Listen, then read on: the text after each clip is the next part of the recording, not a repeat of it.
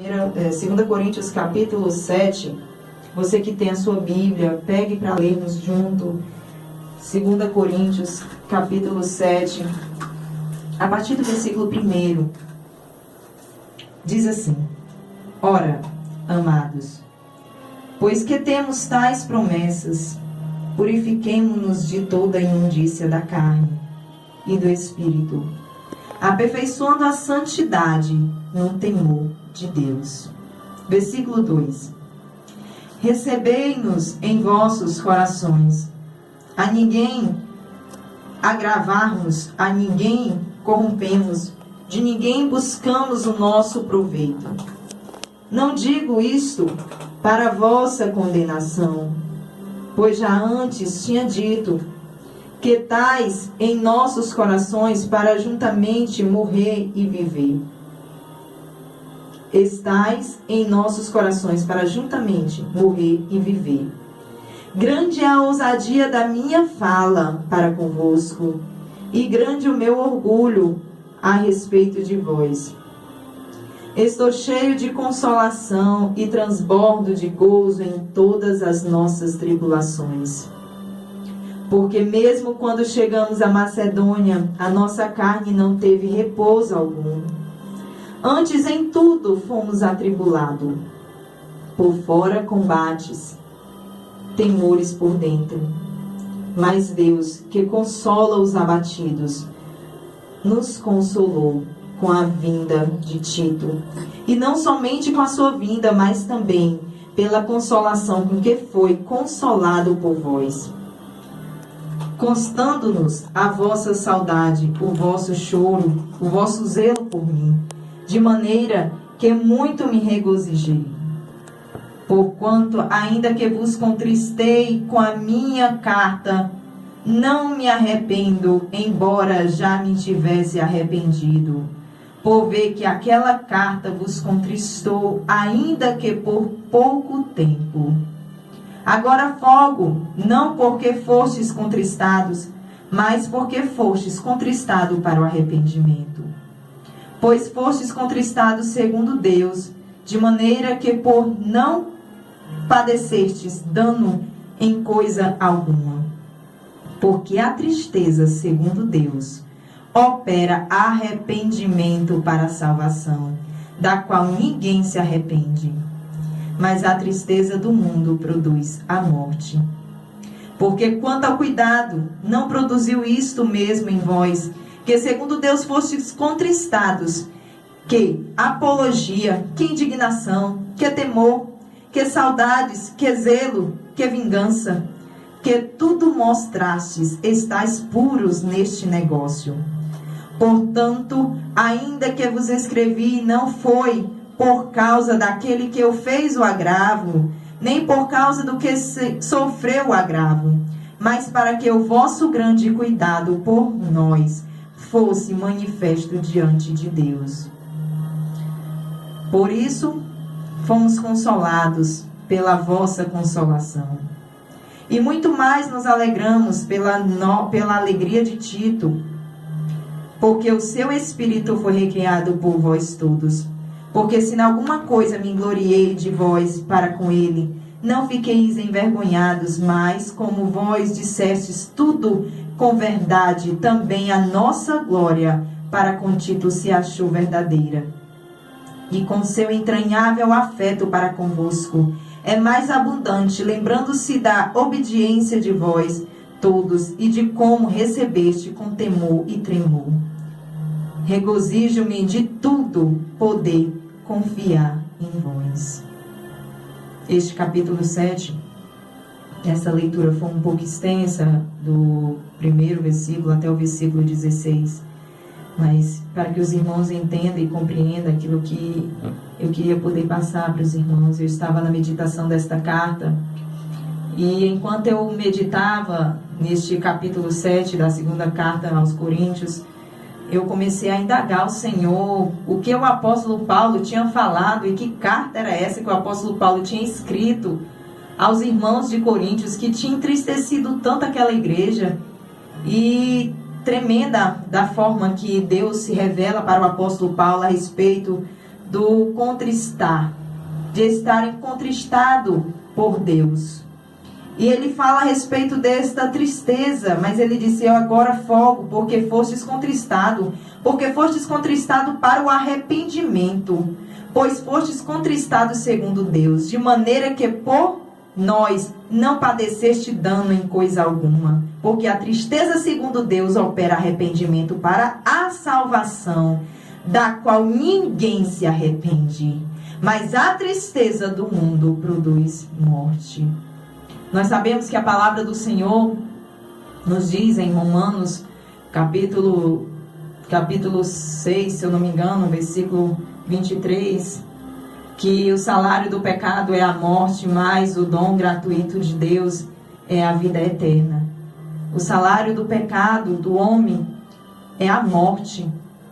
Nós sabemos que Adão, quando pecou ali no jardim do Éden, juntamente com Eva, quando transgrediu a obediência ao Senhor e comeu do fruto e entregou ao seu esposo, e o seu esposo ali consentiu com ela e pecou também contra o Senhor, trouxeram sobre si uma consequência. Não que Deus era um carrasco e o quis punir, não porque Deus quis punir Adão ou quis punir Eva pelo seu pecado, mas o filho que peca, o filho que desobedece ao seu pai, merece sim uma repreensão. Só que aquela repreensão que Adão e Eva receberam foi uma repreensão sobre o seu corpo. Trouxeram dores, cansaço, porque a mulher pôde agora ter filhos com dores e o varão agora teria que comer do suor do seu rosto, padecendo. Até a serpente também ganhou sobre si um castigo sobre o seu corpo, porque teve que rastejar sobre a terra e comer do pó da terra. E por causa disso, porque ela deu ocasião ao diabo. A serpente era um animal sagaz, era um animal astuto, talvez de sabedoria, que tivesse conhecimento, uma sabedoria, uma astúcia. Mas naquele momento o diabo, o espírito maligno do diabo entrou naquela serpente. A serpente deu ocasião ao diabo e pôde falar ali para Eva. E naquele momento, quando ela começou a falar, naquele momento, enquanto ela deu ocasião ao diabo e pecou contra o Senhor, a serpente também trouxe sobre ela uma consequência para o seu corpo. Agora ela teria que rastejar sobre o pó da terra. E sabendo disso, nós sabemos que o homem trouxe lutas sobre o corpo. E uma dessas lutas e uma dessas consequências foi a morte. No final de tudo, no final da vida, o homem volta ao pó. A Bíblia vai dizer lá em Gênesis capítulo 3, que é o capítulo que mostra o pecado de Adão e Eva, vai nos mostrar que quando eles pecaram, o Senhor no final de tudo vai dizer a Adão: agora Adão, voltará ao pó de onde vieste. Só que quando a Bíblia me fala que Jesus Cristo veio em carne como homem, a promessa que o Senhor nos deu em Isaías capítulo 7, versículo 14, que nasceria um filho e aquele menino não veria para livrar a Israel. O Senhor também fez essa mesma promessa no capítulo 3 do livro de Gênesis, que nasceria que teria inimizade, Deus colocaria inimizade entre a serpente e o fruto da mulher. Inimizade entre a mulher e a serpente. Esta mulher é Israel, é a nação de Israel. E o fruto, que é Jesus Cristo, em que houve esta inimizade, foi exatamente aquele que viria para esmagar a cabeça da serpente.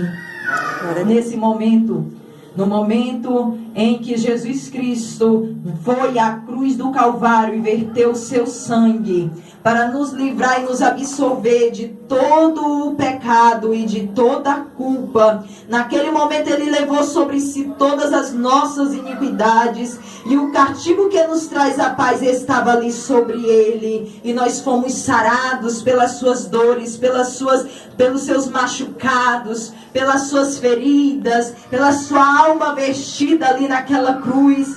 esvaindo assim ao seu espírito, saindo do seu corpo, e a sua vida ali sendo derramada por nós, para que as sentenças que estavam coligidas contra as nossas vidas, agora fosse cravada na cruz do Calvário, como está escrito em Colossenses capítulo 2, versículo 14, que é o livro de dívida que era contra as nossas vidas, agora Jesus Cristo cravou na cruz do Calvário, nos trazendo uma libertação desta dívida. Mas quando o homem está segundo a sua carne, como nós lemos aqui o apóstolo Paulo falando, quando o homem está direcionado pela carne dele, quando o homem está direcionado pelos seus desejos, pelos seus anseios, por aquilo que ele quer, por a sua vontade. Vontade significa desejos, amor, afeição por algo que se torna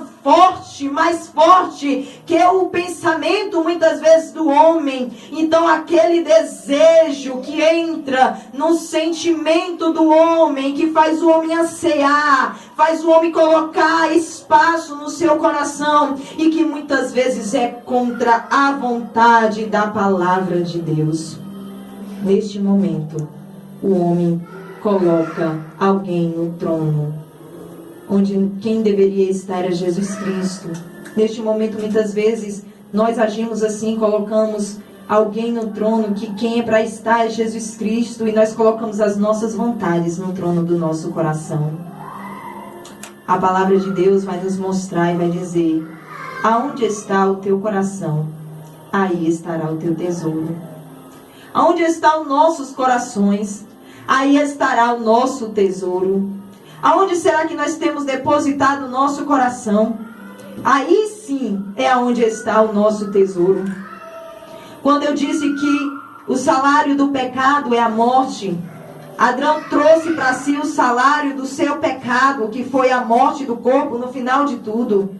Hoje nós vemos tantos homens, tantos jovens, tão novos, tantas moças tão novas, que viveram uma vida promíscua, que se deixaram levar por conselhos maus, e que se levaram e entraram em vidas erradas, conselhos errados, que não conseguiram enxergar e nem ouvir o que os seus pais lhe ensinaram, ou que a verdade de Deus foi muitas vezes proclamada ao seu ouvido por meio da pregação ou da evangelização de alguém.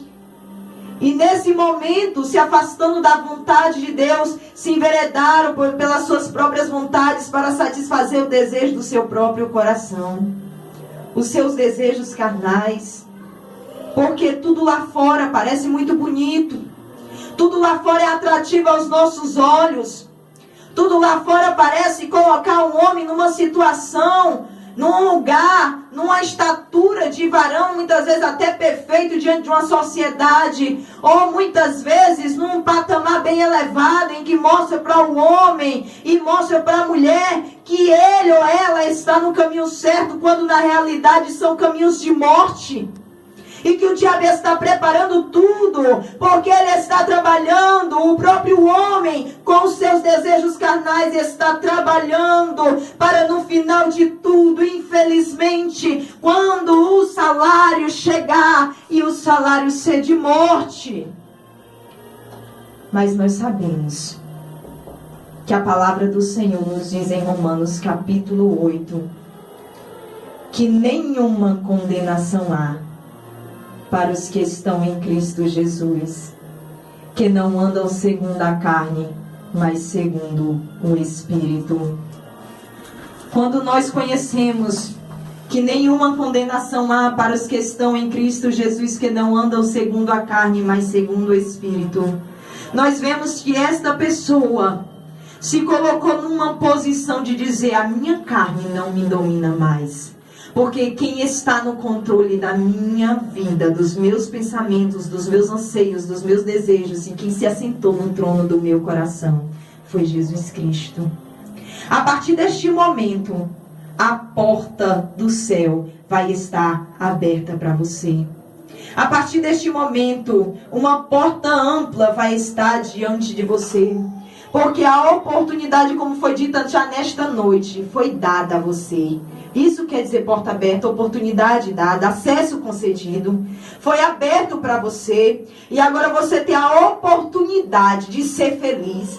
Você agora tem livre acesso com o Pai. Você tem livre acesso com Deus. Agora nada mais te impede de estar na comunhão com o Senhor. Se você está dentro da sua casa, você tem comunhão com Deus. Se você está dentro do teu carro, você tem comunhão com Deus. Se você está no teu trabalho ouvindo a palavra do Senhor, se relacionando com Deus na meditação, com o Senhor, elevando teus pensamentos e o teu coração à palavra de Deus, até no louvor em que você louva e engrandece ao Senhor Jesus com toda a tua alma.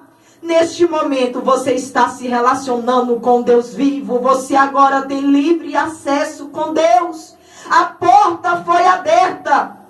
Diante de tantas portas que nós queremos, portas financeiras, portas sentimentais, portas familiares, há uma porta principal, que por mais que você esteja sendo contristado com esta palavra, por mais que você esteja sendo chamado a atenção, em de se colocar na posição de servo de Deus, e de se colocar numa posição com Deus, para abandonar os prazeres desta vida, para abandonar os prazeres da tua carne, para crucificar a tua carne, para fazer mortificar a tua carne, para ter um livre acesso a Deus, para ter uma porta aberta nos céus, para que no momento em que você começar a conversar com Deus, no momento em que você estiver passando por qualquer dificuldade, seja em qualquer área da tua vida, Deus vai mover a mão dele a teu favor. Deus vai mover o céu ao seu favor. Por mais que as coisas estejam adversas, Deus move o céu no momento em que ele achar melhor. No momento em que ele vê, chegou o fim. Chegou o fim, agora eu vou abençoar o meu servo e a minha serva. Porque por breve tempo foram contristados. Por breve tempo fostes entristecidos. Não sei qual a situação da tua vida, você que me escuta neste momento. Não sei qual a tristeza que tem chegado ao teu coração. Não sei de que maneira você tem sido repreendido, ou de que maneira Deus tem permitido esta tristeza chegar no teu coração. Mas tenha a convicção de uma coisa: Deus está contigo em todos os momentos. Ele não te deixa só porque Ele conhece o teu coração. E Ele sabe que essa tristeza não foi para mal, não foi para a derrota, não foi para a morte. A tristeza do mundo sim é para a morte, porque o salário do pecado é a morte. Quantos vivem uma vida promíscua no tráfico, na prostituição, e no final de tudo recebem como salário a morte? Essa é uma tristeza profunda que jamais sairá do coração daqueles que perderam a sua vida e a sua salvação. Porque nós sabemos que depois desta vida há uma outra vida. Você é eterno, teu espírito é eterno, nós somos eternos. A matéria não é eterna, mas nós somos eternos. Nós temos um espírito e nós sabemos que aquele que perde a sua vida, se enveredando para o mal, fazendo a vontade do diabo, com certeza não tem a salvação, mas aquele que busca ao Senhor. A Bíblia diz que aquele que quer, aquele que está no Senhor, aquele que recebeu o Senhor, aquele que crê no Senhor Jesus, esse será salvo. Para crer no Senhor Jesus não é só dizer eu acredito no Senhor, eu acredito em Jesus, Ele está comigo. Quem crê no seu coração é aquele que verdadeiramente vive a vontade do Senhor. E para viver a vontade de Deus, tem que conhecer a palavra de Deus. O apóstolo Paulo estava falando nesta carta, e eu comecei a indagar com o Senhor o que era que ele estava falando, porque ele estava dizendo isto nesta carta. Quando eu comecei a ler, Deus me levou a 1 Coríntios no capítulo 5, o apóstolo Paulo está falando para um povo crente, Para um povo que tinha conhecimento da palavra de Deus, a igreja de Corinto era uma igreja adornada de dons espirituais e de sabedoria e de conhecimento de Deus. E tinha o privilégio de ter o apóstolo Paulo como seu bispo, como seu presbítero. E aquela igreja estava em contradição à vontade do Senhor. Estavam todos arrogantes, todos soberbos nas suas avarezas, na sua soberba, na sua arrogância em si, dentro dos seus corações. E havia um ainda que havia pecado contra o seu próprio pai, deitando-se com a mulher de seu pai, com a sua madrasta. Algumas traduções a Bíblia fala que ele a forçou. Isso significa que ele poderia ter forçado ou levado aquela mulher a um estrupo. E o apóstolo Paulo condena aquela prática no capítulo 5 de 1 aos Coríntios. De uma tal forma que a ira do coração do apóstolo, naquele momento, enquanto ele falava para aquela igreja, escrevia aquela carta, ele começou a dizer: chegou aos meus ouvidos e eu ouvi falar como estão soberbos e como vocês estão, até que alguns têm praticado coisa tal que muitas vezes nem os incrédulos têm praticado. E naquele momento ele começa a falar no capítulo 5 e ele começa a dizer: eu tal entrego a Satanás o corpo, para que o espírito seja salvo. Naquele momento, aquele versículo sai tão pesado. E eu disse: Senhor, por que o apóstolo Paulo fala algo tão terrível desta forma? Por que ele diz isto, Senhor? Por que ele fala neste versículo que entrega o corpo para o diabo e o espírito para ser salvo? E eu começando a falar com o Senhor no primeiro capítulo de Romanos, a Bíblia nos vai falar daqueles que tinham conhecimento. Romanos capítulo 1, a partir do versículo 18, você vai ouvir. Aqueles que tinham conhecimento de Deus, rejeitaram o Senhor da glória, rejeitaram o conhecimento de Deus, mesmo conhecendo, mesmo sabendo, e se entregaram a dissoluções dos seus pecados, se entregaram à concupiscência, se entregaram aos desejos da sua carne. E ele começa a falar a respeito daqueles que deixaram até o seu uso natural. Homem com homem, mulher com mulher, estavam cometendo torpeza. E ele diz que esses, o próprio Deus entregou às paixões infames. O próprio Deus os entregou para que no corpo deles eles sofressem a sua recompensa, recebessem o seu salário. A prostituição é o único pecado em que o homem peca contra si próprio. O homem difama seu próprio corpo. Existem duas prostituições. Aquela em que o homem se prostitui, porque quando a Bíblia fala de prostituição, fala de prostituição do corpo. E também fala de prostituição daqueles que deixam a verdade de Deus e se prostituem com religiões pagãs, com falsas religiões e com a apostasia desse mundo. O Senhor estava falando nessas duas maneiras para aquela igreja, através do apóstolo Paulo também, a primeira carta do primeiro capítulo de Romanos. E eu entendi o que o apóstolo Paulo quis dizer. Que ele iria receber no seu corpo a recompensa, mas que o desejo dele era que o espírito fosse salvo. Que com esse sofrimento, o espírito dele pudesse alcançar o caminho da salvação. Porque quando o homem sofre no corpo ou sofre na carne, o espírito dele fica voltado para o Senhor. Porque muitas vezes nós nos voltamos para o Senhor quando nós estamos em sofrimento, contristados, entristecidos. Aquela carta do apóstolo Paulo, de 1 Coríntios capítulo 5, quando ele fala para a igreja, ele vai dizer para se afastar dos irmãos. Ele diz: eu não falo dos incrédulos deste mundo, mas eu falo dos irmãos que estão cometendo tal coisa. E ele começa a falar a respeito de irmãos que estavam cometendo pecados horríveis, que estavam fazendo a vontade da carne, mesmo estando servindo, dizendo que estavam servindo ao Senhor. E ele diz assim: com tal, nem com mais, nem saudais. E ele foi duro nas suas palavras. Quando é no capítulo 6, nós vemos ele falar a respeito daqueles que estavam levando seus irmãos a juízo, aqueles que estavam contendendo entre si.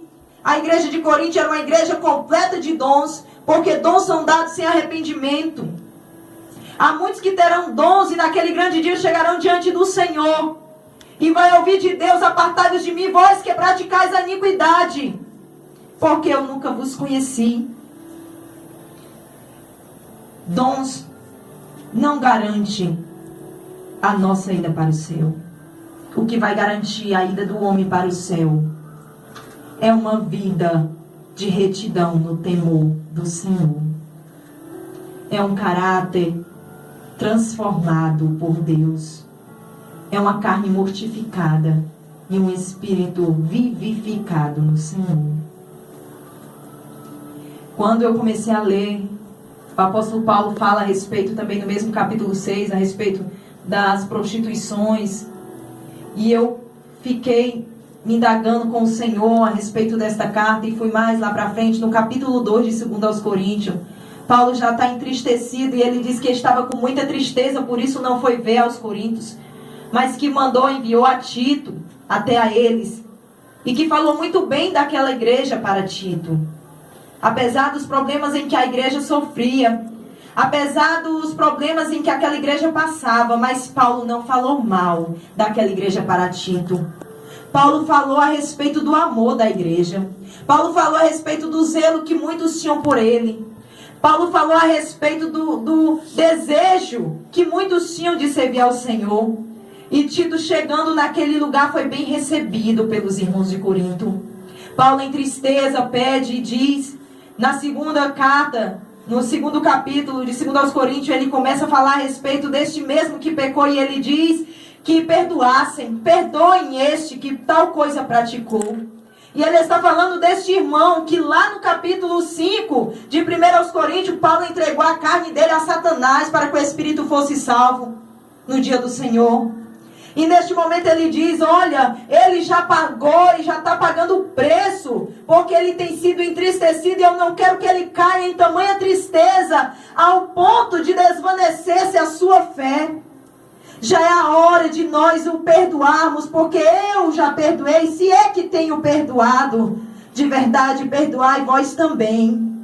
E ele começa a incitar o perdão, ele diz, porque perdoando, vós sereis também perdoados. Porque quando nós liberamos o perdão, é quando nós recebemos o perdão de Deus. Como nós queremos perdoar aos nossos devedores? Quando a Bíblia fala na oração sobre perdoar os nossos devedores, está falando, não é daqueles que estão te devendo algum dinheiro, não. Está falando a respeito daqueles que estão te devendo amor, daqueles que estão te devendo perdão, e daqueles a que você está devendo. Que nós possamos pagá-los o amor que é devido, o perdão que é devido, para que nós possamos receber do céu este mesmo perdão. Este perdão que purifica, esta graça renovadora, esta graça que o Senhor nos deu sem nós merecermos. Ah, mas ele não merece, ela não merece, irmã. Você não conhece, você não sabe. Eu só escuto isso porque que Deus quer que eu perdoe. Porque Deus sabe do teu coração e das cadeias que Ele precisa derrubar por meio deste perdão. Através disto, no capítulo 7, nós vamos ver o apóstolo Paulo agradecendo aos irmãos de Corinto pela recepção que foi feita a Tito. Que Tito chegou louvando aqueles irmãos e dizendo que viu os irmãos de Corinto e que aquilo que ele tinha visto Paulo falar, de fato era verdade. Que zelo, que paixão.